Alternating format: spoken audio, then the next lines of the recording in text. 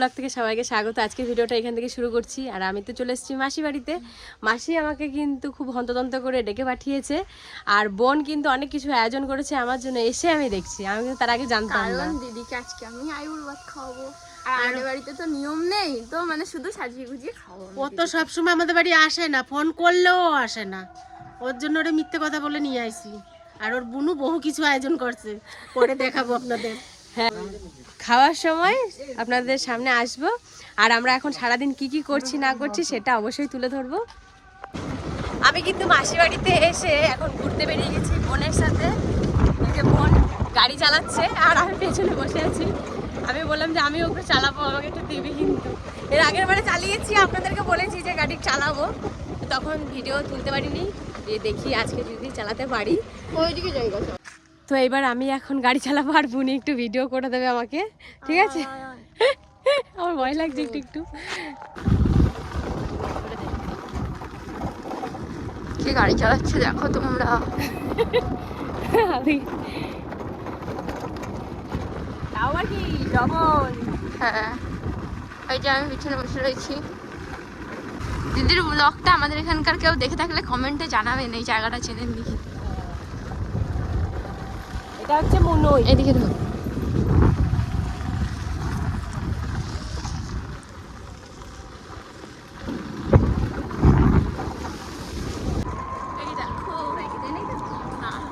এই বাসতলাগুলো আসলে পরেই ভালো লাগে, মানে ঠান্ডা ঠান্ডা একটা বেশ ভাব, খুব ভালো লাগে। তুমি কাঁচা ড্রাইভার, তুমি সামনে দিয়ে তাকায় চালাও। এর আগেও চালাচ্ছি আমি, এটা বলিস না। আগে ফার্স্ট টাইম একদিন, আর আজকে সেকেন্ড টাইম। আর আমি আজকে নাইটি পরে চালাচ্ছি। হ্যাঁ, সেটা বড় বিষয় না, বড় বিষয় সাবধানে চালাও।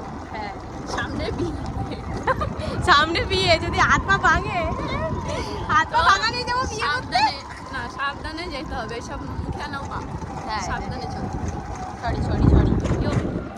রোদের মধ্যে একটা মন্দিরে কীর্তন হচ্ছে, সেইখানেই যাচ্ছি। একটা চিন্তামণির আশ্রম, মানে একটা বয়স্ক ঠাকুমার আশ্রমে অনুষ্ঠান হচ্ছে। বারোয়ারি এটাও, তো চলো দেখাবো। আর দিদি যদি আজকে থাকে তো রাত্রেবেলাও দেখাবো। হ্যাঁ, কীর্তনের জায়গাটায় আমরা চলে এসেছি। সাবধান, বাচ্চা আছে দি।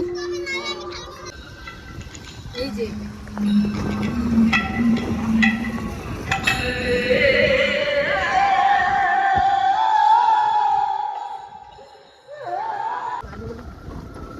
সুন্দর চারিপাশটা আমাদের গ্রামের।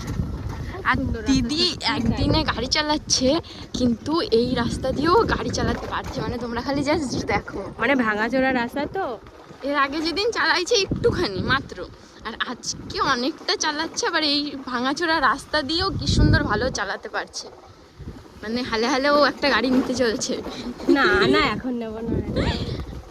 যদি নেয় তো আমারই ভালো হবে, আমি হ্যাঁ, যে ঘুরে বেড়াবো। এখনই না, কিন্তু নেব, এরকমই গাড়ি নেব। এখন তো অনেক ঝামেলা আছে পরে। হ্যাঁ হ্যাঁ, আর এত সুন্দর চারিদিকটা সবুজ, মানে কি বলবো। দেখুন মাঠ আর মাঠ, এত সুন্দর পরিবেশ। আর এটা হচ্ছে ক্যানাল, এখান থেকে জল যায় বর্ষার সময়। বাঁশ গাছগুলো একবার।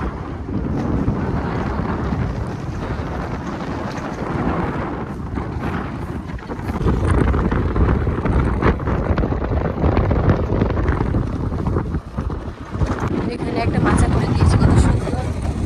মাসিবাড়ির সামনে এখানে কাকাদের তো মাসিবাড়ির সামনে কাকাদের গাছে এই যে শসা হয়েছে, একটা শসা ছিল। এই শসা খেতে খেতে এখন যাব নদীতে স্নান করতে। বোন আমি যাব, তো চলুন নিয়ে নিয়েছি দুটো। আমার মুখটার কি অবস্থা, মনে হচ্ছে কি অসহায়, খাইতে পাইনি। আজকে এত রোদে ঘুরেছি, মুখ পুরো কালো হয়ে গেছে। তাহলে বাবা আমি প্রতিদিন টিউশনে যাই, চারটে টিউশন, তা আবার একটাও ঘরের কোনায় না, সব দূরে দূরে। মানে আমার অবস্থা কি হয়, বেহাল। আর রাস্তা দেখো আমাদের এদিকে, আবহাওয়া মানে গরম। তো এই যে দেখুন নদীতে এসছি একটু স্নান করতে। এই নদী মানে এত গরম, বালি গরম হয়ে গেছে আর এত রোদ, এখানে একটু স্নান করব ওর জন্য। আমরাও চলে আসছি। আর এখানে কি বড় বড় একটা বগ, সেইটা দেখাবো বলেই আবার চলে আসলাম। এই যে জলে নেমে গেছে, আর বকগুলো আমাদের দেখে ভয়ে পালিয়ে গেছে অত দূর। এই দেখুন বড় বড় বক। এই দেখুন আমরা চলে এসেছি নদীতে, এখানে দুই বোন মিলে স্নান করছি। আর ওখানে কাকা দাঁড়িয়ে আছে। কাকা দাঁড়িয়ে, কাকা ক্যামেরা করে দিচ্ছে, তো কাকা এসছে আমাদের সাথে, এখন আমরা ভিডিও বানাবো।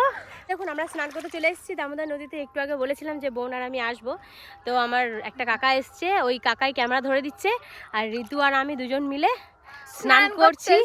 গাড়ি করে এসছি অবশ্য অত দূর থেকে, এই কাকা নিয়ে এসছে। হ্যাঁ এই রোদের মধ্যে সত্যিই খুব কষ্ট হচ্ছিল, তবুও জলে এসে স্নান করে খুব মজা লাগছে। ধরেছিস? না রে, আমার হাতের তল দিয়ে চলে গেল। ধরতে পারিনি, ধরতে পারলে একটা ব্যাপার ছিল।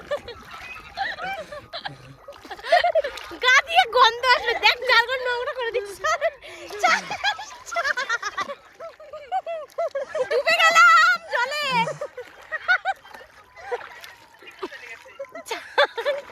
ছাড়, ওখানে যাবো এখন, ও আমার পেছন পেছন যাবে নৌকার মতো।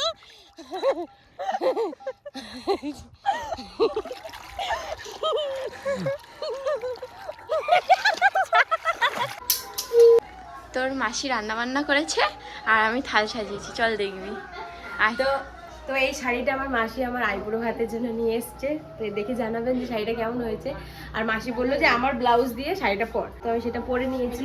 ভালো করে পরতে পারিনি, তাড়াহুড়ো হয়েছে, কেন বোন থালা সাজিয়ে দিয়েছে আর এদিকে আমি তাড়াতাড়ি করে মাসি রান্না বান্না করেছে। হ্যাঁ মাসি রান্না করছে। তো মাসি আমাকে খেতে ডাকছে, এবার যাই খাওয়ার জায়গাতে, দেখি মাসি কি কি রান্না করছে। রান্না অনেক কিছু করেছি, এমনি কিন্তু কোনো উদ্দেশ্যে না। হ্যাঁ তো চলো। না আইবুড়ো উদ্দেশ্য না আর কি, এমনি অনেক মানে আমাদের ভিতর নিয়ম নেই তো, তার জন্য। আমাদের ভিতরে আইবুড়োর নিয়ম নেই। বাপরে বাপ, এটা আমার দিদির জন্য স্পেশালিস্ট। মানে আমার সাথে সাথে কিন্তু আমার বোনও খাবে। দুটো থালা সাজাইছে, মানে দিদির বিয়ের সাথে বোনের আমার বিয়ের সাথে সাথে কিন্তু আমার বোনেরও বিয়ে লাগিয়ে দেবো। না না না, এখনো না। বয়স হয় নাই। মানে আপনারা ভাবতে পারছেন যে কত রকমের আইটেম করেছে। 1 2 3 4 5 6। চল বল এক এক করে।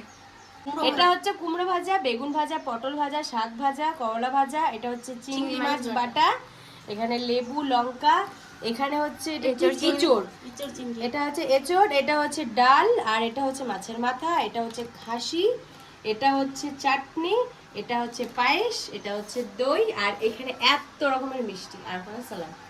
আবার এখানে ফল আছে, এখানে হচ্ছে থামস আপ, তারপরে এখানে হচ্ছে এই যে হচ্ছে আইসক্রিম নিয়ে এসছে, আর এখানে কত রকমের ক্যাডবেরি নিয়ে এসছে, আবার চিপস, মানে হ্যাঁ রে। এটা চিকেন, দিদি মাটন খায় না। আমার বোন মাটন খায়, আমি কিন্তু মাটন খাই না, আমার জন্য তাই চিকেন। কত কিছু আয়োজন করেছে, মানে এত কিছু করার, তোমরা কমেন্টে জানাবেন কেমন লাগলো। এত কিছু করার কি দরকার ছিল? আর কবে আসবি তার ঠিক আছে? বিয়ে বললাম ঠিক হয়ে গেছে, তা আবার বিয়ের পরে কি মানুষের মাসির বাড়ি আসে না? আসে, কিন্তু তাও মাসির একটু ইচ্ছা হলো মেয়েরে খাওয়াবে। তাহলে বলুন আমি মানে কোন পেটে রাখবো এত কিছু খেয়ে, আমি সেটাই ভাবছি, কোথার থেকে শুরু করবো। আমার খুব ইচ্ছা ছিল। আর আমার বোনের সত্যি কথা বলতে ওর বেশি মানে এই জিনিসটাতে আগ্রহ ছিল আমাদের বেশি। বাড়িতে তো এমনিতে আইবুড়োর কোনো নিয়ম কানুন নেই, আইবুড়ো ভাত খাওয়ায় না। মানে আমরা আশীর্বাদ এসব করব না। আমার শাশুড়িও কাউকে করে না, হুম। কিন্তু আমরা এখন নতুন নতুন যুগ, নতুন নতুন মডেল বেরোচ্ছে। তাই আমি ভাবলাম দিদিকে ডেকে খাওয়া দাওয়া করানো আর যাক। সত্যি কথা বলতে আমার বোন অনেক কদিন ধরে আমাকে পাগল করেই দিচ্ছে, দিদি আসতেই হবে আসতেই হবে, মানে না আসলে বিশাল রকমের একটা ব্যাপার হবে, তোকে আসতেই হবে, এরকম একটা ব্যাপার। তো লাস্টে আমি দেখলাম যে না, ছোট বোন তো ডাকছে যখন এতবার করে আর যাই। আমাদের জায়গাটা এতই বিটকুটে জায়গা, মানুষ আসতে ইচ্ছা করলেও আসতে পারে না। নদী পার হয়ে আসতে। আর এখন এত যা গরম না, এই যে বালি গরম হয়ে যায়, এই বালির জন্য আরো আসতে কষ্ট হয় বেশি।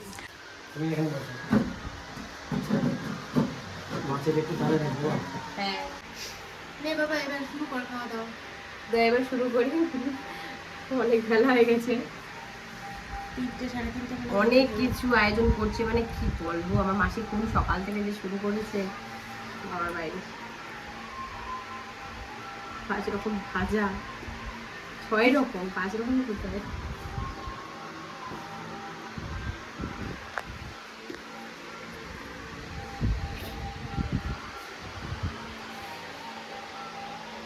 এদিকে ইঁচড় চিংড়ি,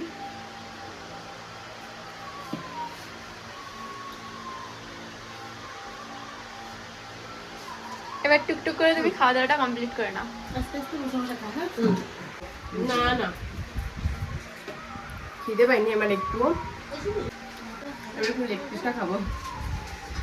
কত বড়টা লেগ পিস দিয়েছে মাসি, এবার একটু না খেলে হয়। ইয়াম্মি। মাসি চিকেনটা খুব ভালো আছে। এই মাছ ভাজা ছিল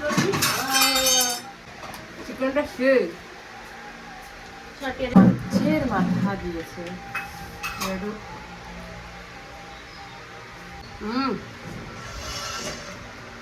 এবার পুরোটা কমপ্লিট কর।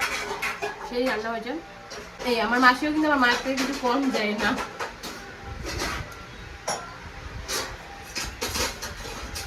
এক বাটি দই কিন্তু আমি খেয়ে নিয়েছি, এই যে পুরো ফাঁকা। আর এই পায়েসটা এত সুন্দর লাগছে খেতে। ছানার পায়েস।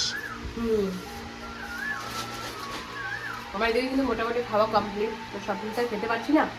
এগুলো তাও একটু রয়েছে। মাসি বলছি মাসি তুমি খেলে আমি খেতে পারবো না।